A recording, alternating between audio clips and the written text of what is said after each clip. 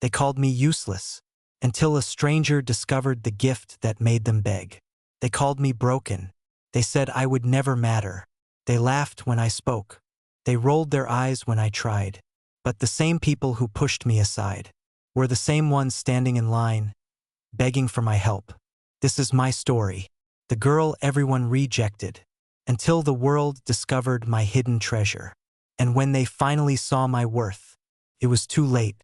If you love stories where karma hits quietly but hits hard, stay with me.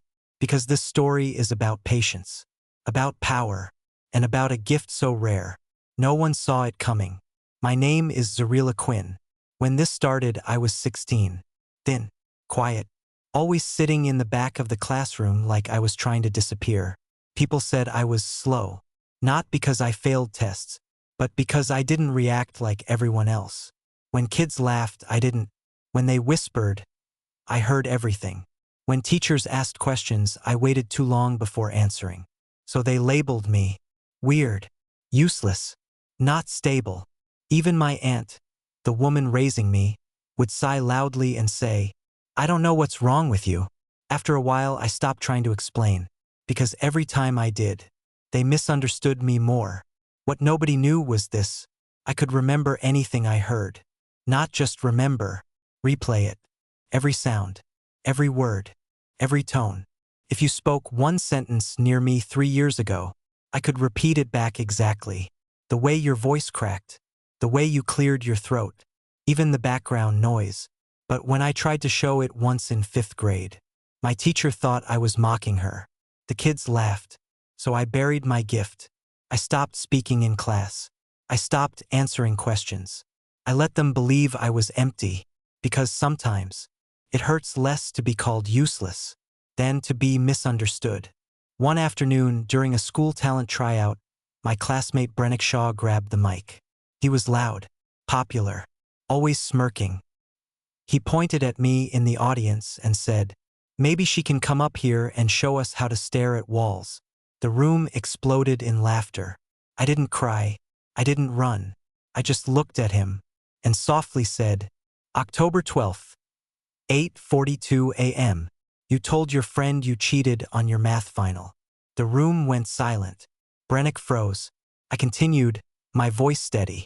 You said, and I quote, the coach finds out I'm done. But he won't. I switched the answer sheet. I even copied his exact tone. The exact nervous laugh. Someone dropped their phone. Brennick's face turned pale. How do you? But before I could explain, the principal rushed in. And somehow, I got in trouble for causing disruption. That day, my aunt yelled at me. You just want attention. That's when I realized something. No one wanted the truth. They just wanted comfort. So I made a decision. I would never use my gift again. 3 months later, something changed. A woman named Dr. Ilora Vance visited my school. She wasn't flashy. No big smile. No loud voice. Just sharp eyes. She was there scouting students for a special cognitive research program. During her talk, she said something simple. Some gifts don't look loud. They look different. Something shifted inside me. After the assembly, she quietly asked teachers, is there any student here who seems misunderstood? Most of them shrugged. But the school librarian said my name, Zarila Quinn. Dr. Vance asked me to sit with her in a quiet room. No pressure. No audience. Just one recorder placed on a table. She played a 3-minute audio clip. Random conversation. Traffic noise. A dog barking. A phone buzzing. Then she turned it off. Can you tell me what you remember? She asked. I hesitated. Then I spoke. Word for word. Sound for sound. Even the cough in the background. Dr. Vance didn't smile, but her eyes widened. She played another clip. Harder this time. I repeated everything again. Perfectly. She leaned back. Do you know what you are? She asked. I shook my head. You are rare. No one had ever said that about me before. Within weeks, I was offered a full scholarship to a private academy that studied rare cognitive abilities. My aunt was stunned.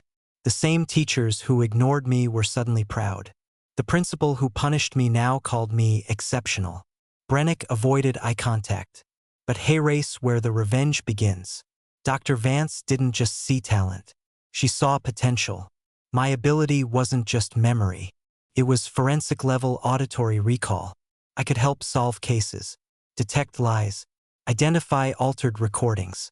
Within 2 years, at just 18, I assisted in uncovering a major academic cheating ring in the state.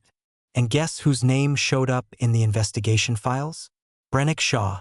Turns out, he never stopped cheating, and the school had covered it up. Until now.